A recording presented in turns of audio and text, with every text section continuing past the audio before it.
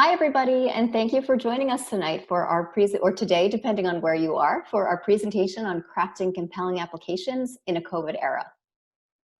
And before we dig into the presentation, I just thought I'd share a little bit about Collegewise. So we've been helping students with the college admissions process for over 20 years. And we grew from one counselor working in his kitchen with a handful of students to over 60 counselors and 40 tutors who have helped thousands of students. And we work with students to develop and build their overall profile. We do things like help them identify good fit colleges. We help them guide the strategies for those applications. And we also help with test prep and with academic curriculum. But no matter what we're helping with, everything that we do is driven by the same philosophy. And that is to equip students and their families with the advice and the knowledge that they need to make good and informed decisions. So now that I've talked a little bit about Collegewise, I'd love to introduce us as the presenters. So my name is Patty Miller, and I'm a college counselor here at Collegewise. By way of background, I have a BA in history from Yale and an MBA from Wharton, and those two places are also where I have my admissions-related experience. So I spent many years in the business world doing things like management consulting, and I also did some marketing and communications, but I always knew that I wanted to wind up doing what I'm doing now. I think it's because I had such a great experience at my own educational institutions that I knew I wanted to help students do the same thing, which is figure out what they wanted out of a college, figure out their best fit, and help them guide their way, or help guide them to that place. So I'm based on Long Island, and I'm an online counselor. And I know that everyone's online now, but this is actually my natural habitat. So from my perch here on Long Island, I help students across the country and internationally as well. And my name is Liz Jory. I am across the country from Patty. I'm located in Redondo Beach, California. And while we do have a physical office here, I also counsel online. Like Patty, I do have a business background. Mine is kind of all business, and I will proudly say all Big Ten. I know we had many Big Ten participants in our school panels today, and I was excited to see that. My undergrad degree in business administration is from the University of Illinois at Urbana-Champaign. And my graduate degree, my MBA, is from Northwestern at Kellogg. But like Patty too, I spent my years, several years before I got into counseling, working in the business world, working both in brand management, advertising, marketing, and then transitioning to becoming an educator.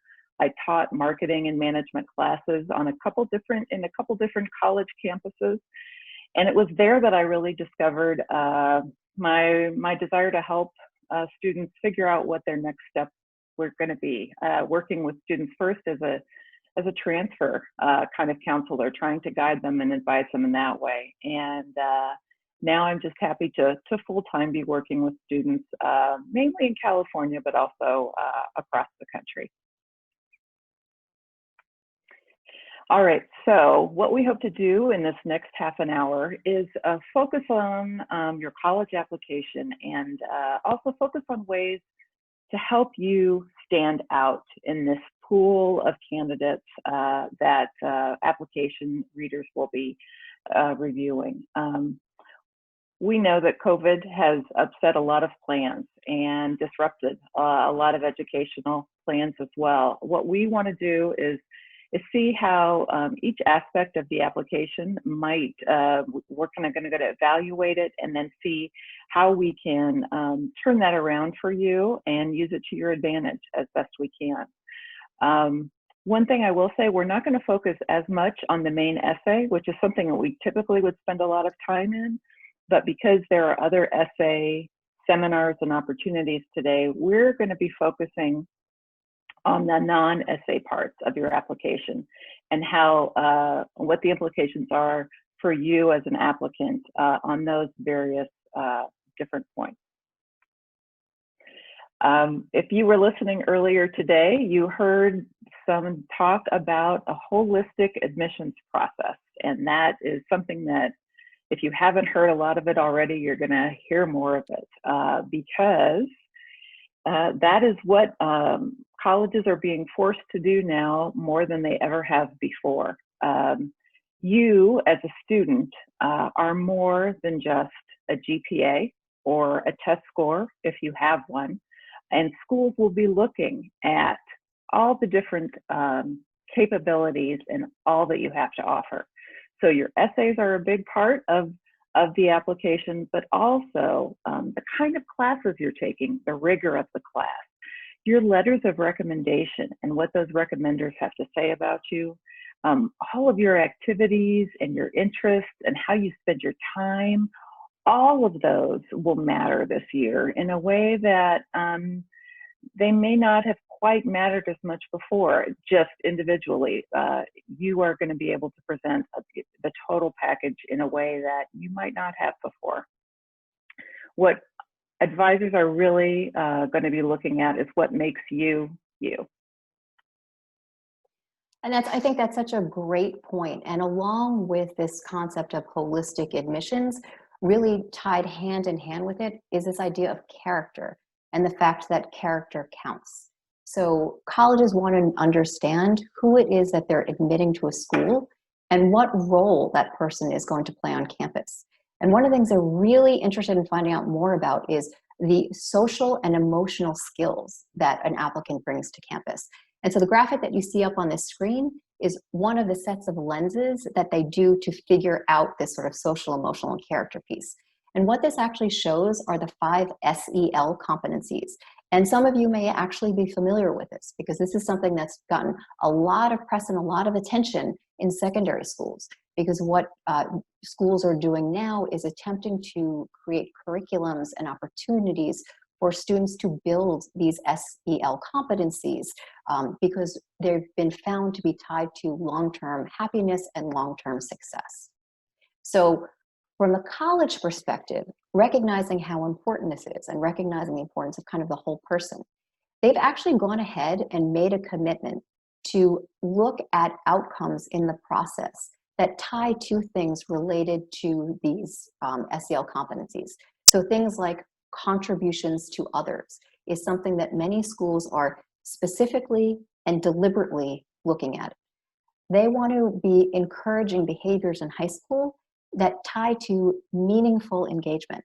So making sure that students aren't just doing things for the sake of doing it, aren't just doing it mindlessly, but actually understand why it is they're choosing to, as Liz mentioned, either choose your classes, choose your activities, but have there be some real thought and real connection behind it instead of trying to do something like resume build. So this is something, when we're talking to our students, this is something that we really stress with them. We encourage them to always be thinking about why they're making decisions and to be keeping these SEL competencies kind of in mind. And what does this look like in practice? It's really the difference between saying something like, I want to take this because I heard it's a really hard course and it's going to be my 10th AP and I think it's going to be super impressive. So it's the difference between having that type of motivation versus saying, you know what, I know I want to take this course because it's actually tied to something that I'm really interested in. And in my spare time, I love to read about this, or I love to research this, or I love to find out more.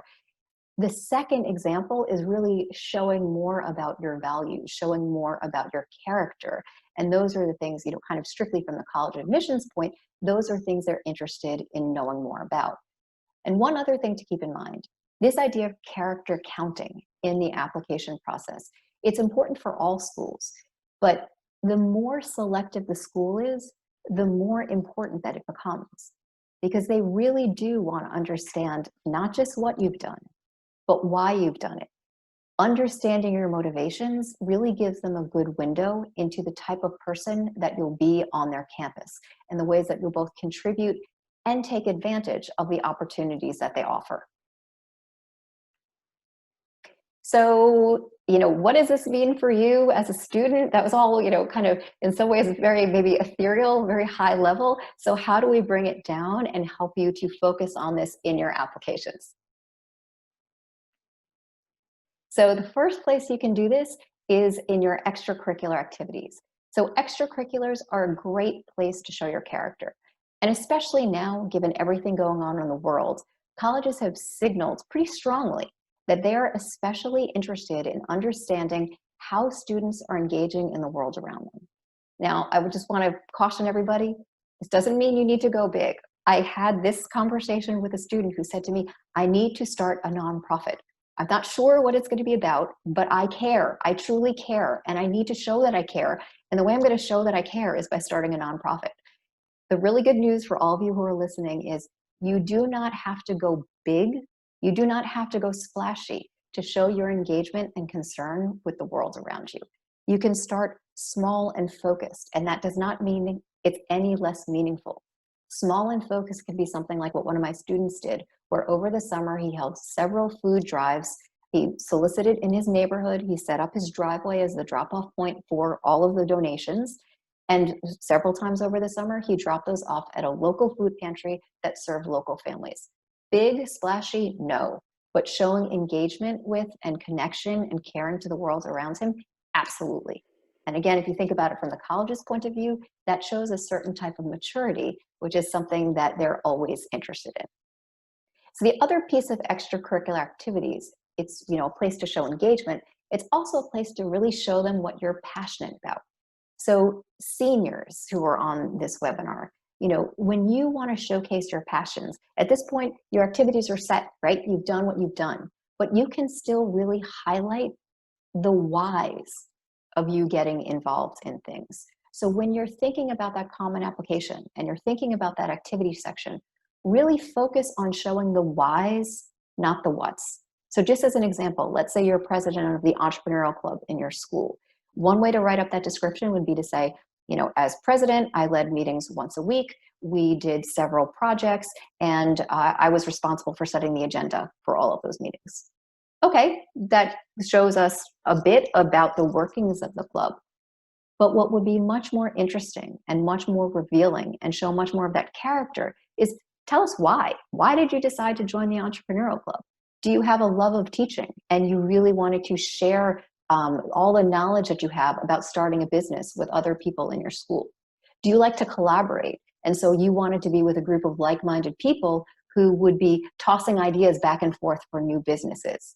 Those are the types of much more impactful and interesting types of descriptions that you can write to help colleges really get to know who you are. Now, for the younger students who are listening in, you're not at the point of writing up your activities yet, but really what you should be doing right now is focus on doing things that you're genuinely interested. Again, as we talked about before, don't just do things to do things. Don't do things because you think they look good. Do things because you're interested in them. And there's kind of a virtuous circle that happens when you do that.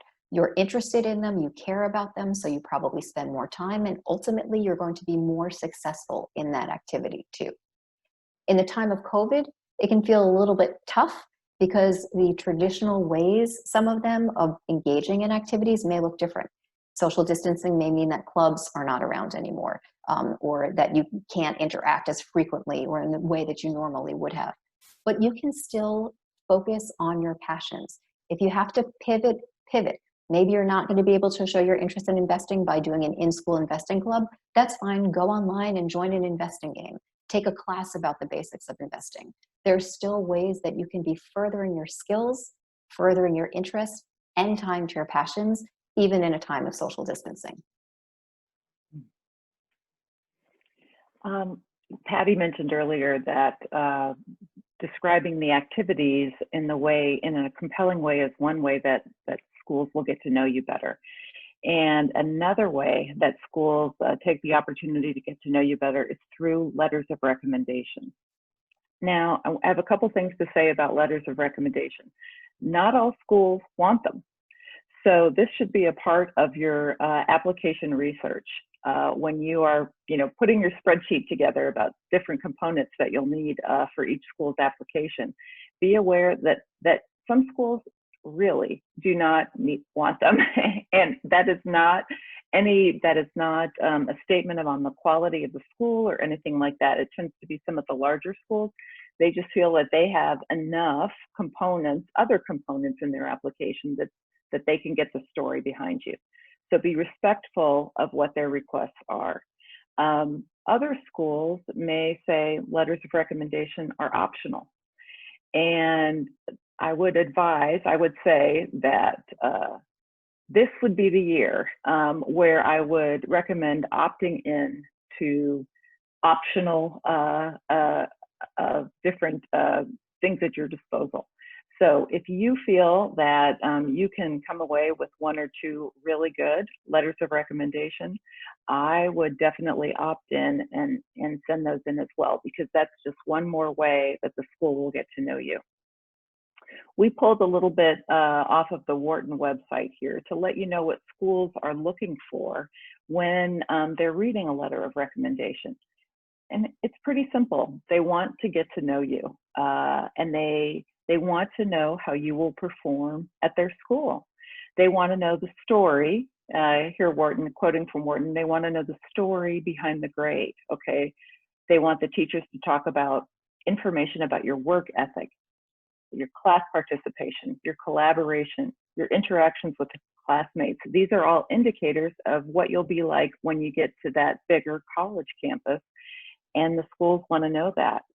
So be very thoughtful about who you're asking for a letter of recommendation. You might want to, consider the kinds of stories that they'll be able to tell about you in class, right?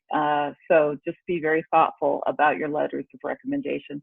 Also, I would really suggest that please give your recommenders time to think about what they're going to say. And if you haven't already asked for your letters of recommendation, I'd get on it because teachers need time. They're overwhelmed with requests, and so you want to be thoughtful about their time as well, and they'll appreciate that.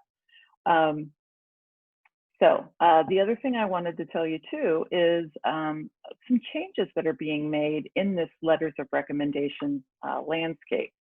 Here's another piece of information that we pulled off of the Michigan Ross Schools website. Given the disruptions caused by COVID, student and teacher relationships may have been impacted. Yes, absolutely, they may have. And schools are, they're not operating in a vacuum. They know that your academic world was kind of blown up last semester, and that it was very disrupted. So although they are encouraging you to submit a letter of recommendation from a core academic teacher, they are recognizing that maybe those relationships got affected.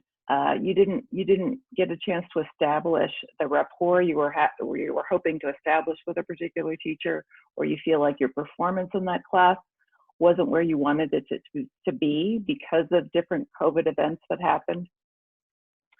So Michigan here is saying, look, we recognize that, and your teacher recommendation can come from someone else who knows you academically. This is not grandpa.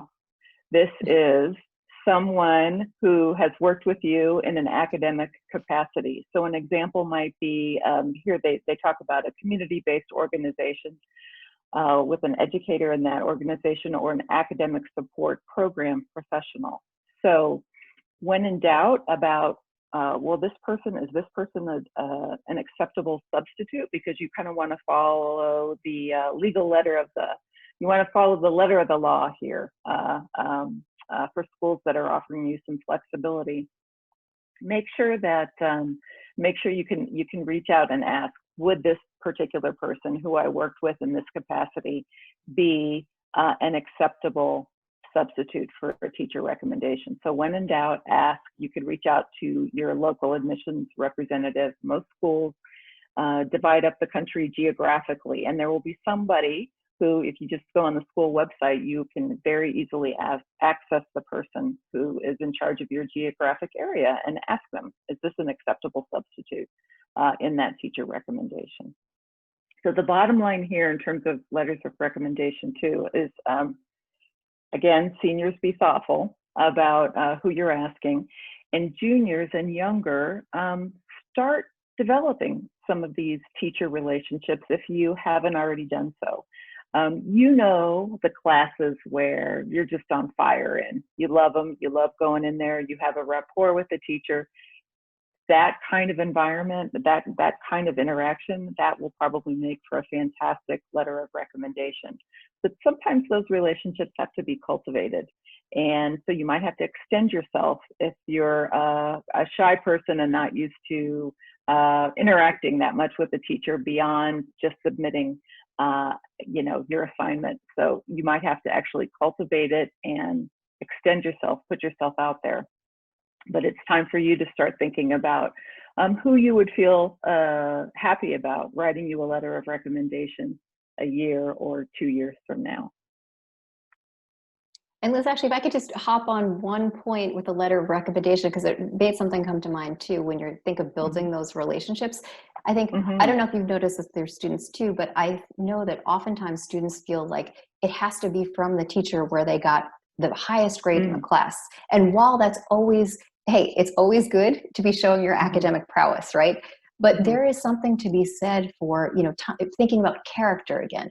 If you as a student have struggled in a class, but boy, did you work hard, and you were at every extra help session, and you were, showing your grit and showing your perseverance through that class, that can be a phenomenal letter of recommendation. And again, as Liz had referred to, in this time now where things are very different and colleges are looking even more so at this holistic admissions thing, having those types of details in a letter of recommendation can be something that's also super helpful. So just don't necessarily think that it has to be from, a class where you got an A.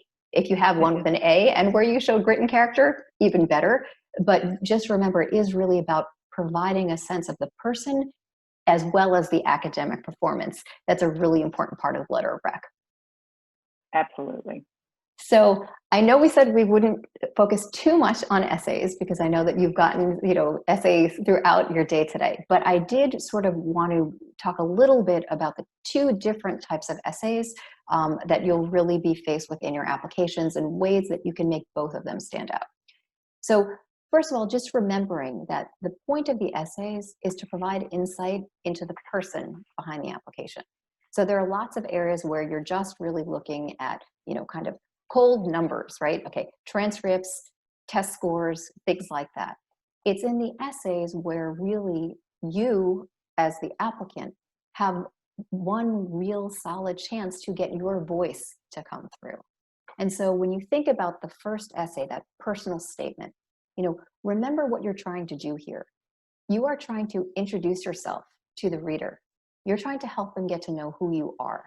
And it is not about writing a resume. And I have to point that out because I think both Liz and I have experienced with so many of our students, the idea that people come in and they're proud of everything they've done. And that makes total sense. But they feel like they want to put all of their accomplishments and all of their achievements and all their most impressive things and highlight them in the personal statement.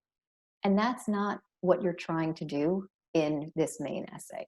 That belongs elsewhere. In the main essay, you're trying to show them, kind of, again, who you are. And the most successful personal statements will have a couple of things in common. They're going to sound like you. They will introduce new information. So not stuff that's elsewhere on your activity sheet, not about the awards and accolades that are going to be in the honors section. They'll be introducing new information. And most importantly, they'll let the reader imagine the type of roommate or classmate or friend that you'd be on the campus. So as you're thinking through your topics, that's something, seniors, for you to be keeping in mind. The idea is think about what characteristics you want to share with a reader, and then see if the topic you're thinking of is a good vehicle for showing those characteristics. The second main bucket of essays that you'll be working on are the supplemental essays, but the one that I'm going to focus on now, because I know we've limited time tonight, is the Why This School essay. The purpose of this essay is really to show your fit with the school, and it's a place where you can talk about your specific interests, your specific goals, and tie them to what it is that the school offers. And the main piece of advice that I have for this is you should never be able to substitute out one school's name for another. So you shouldn't be able to substitute Wharton for the Kelly School if you're writing these applications, because you should be really nailing down what it is that you like about one school and why it is so good for your interests. The real work in this part is done when you're putting together your college list and when you're doing your college research. And what you're doing when you write this essay is you're just putting that into a written form. For younger students, sorry, just one last point. For younger students, For you, you're not writing your essays yet. The thing for you to do right now is to get used to the type of introspective writing that I was describing for the personal statement. Do things like journaling, do things like think about the whys, and just practice writing so it'll be easier for you when your time comes. Absolutely, absolutely. And in this slide, we're talking a little bit about making the match. Okay, and I want to, it looks like there's just one perfect happy ending here, but I'm going to say I firmly believe that there are several great schools out there for each of you who will be very lucky to have you. And I just want you to keep in mind and stay open-minded as you're looking at schools. It's great to be focused on a top choice, but also realize that there are other great matches for you too. So a couple things, there is such a thing as a better fit, all right, than another. So a couple of things you need to keep in mind are your priorities, which may have changed in this past several months, okay, and your family's priorities. Your family's circumstances might be different financially than they were last winter. And so financial aid, merit scholarships, need-based scholarships may be a higher priority now when you're looking at making a match to a school. Additionally, more students are thinking about distance from home. So have some honest conversations with your family about finances and also what you're comfortable with in terms of like, are you gonna, if you live in California, are you comfortable going to New York? Have those decisions, decide those priorities. And then also you want to keep in your head your academic priorities of the schools. Do they have the programs that you're looking for? Do they have the extracurriculars? What is their career center like? What numbers are they offering? And also in this time, you want to really pay close attention to the physical and mental health resources that schools are offering, because more and more students are needing to avail themselves of those resources, and that's definitely a priority too. On the school's end, they're looking to see if you are a demonstrated fit. And as Patty talked about, the number one way to show that is your answer in the supplemental essay. The why this school, to make sure that you are aligned with what makes them different. They're also looking at a concept called demonstrated interest, and not all schools follow it, but for the ones who do, this is a way to let the school know that if you were given the chance at admission there, you would take it. Right, so they want to know, number one, are you a fit? Will you do well there, and will you attend if they give you an offer? And so here you want to do things like sign up for the seminars that you signed up for today. Right, those schools know that you attended their panels and presentations. If you're on social media, follow a school on one of their social media platforms. Sign up for their mailing lists. Get their emails, actually open the emails and read them. You may find out some things that the general population doesn't know, and some schools track the opens and the clicks, so that is another way that you might be able to stand out. You can go old school and start a conversation with your local admissions rep or with student ambassadors or alums in the area. So those are all different ways that you can get started on that matching. Okay, well, we are running out of time, so we're going to have to wind this up for you. I was talking with Patty earlier and about this slide, and I said, I hope these rocks lead somewhere. And the thing is, I am sure that they do. I just want to say there is a school out there for you that will be really lucky to get you. And my advice to you here would be, in this kind of chaotic environment of today, control what you can control, right? You can control your effort. You can control how much effort you put into your academics, to your activities, to your passion projects, into your research on what the right schools will be for you. So do a good job at that, and you will meet a good ending for sure. And the only thing that I would add to that is just, recognize that as stressful as this may seem, know that so many people before you have gone through this admissions process and gone through it successfully, and there's no doubt that you will too. So if you're feeling stressed, just keep that in mind. Absolutely. We have one other resource page. Patty, you want to talk us through this? Absolutely. So we hope you enjoyed the information that we were able to share with you today. If you're looking for more resources, we recommend that you go to our website. We have lots of great free information, from blogs to webinars to tools, all sorts of things. And you can also follow us in any of our social media accounts for additional resources and just to stay in touch. Absolutely, absolutely. So thanks so much for joining us. We just hope that you continue to get a lot of great information, and we'll be following up with some email resources, and we wish you the best of luck in your college search. Absolutely. Enjoy the rest of the presentations. Okay, bye-bye. Thank you. Bye-bye.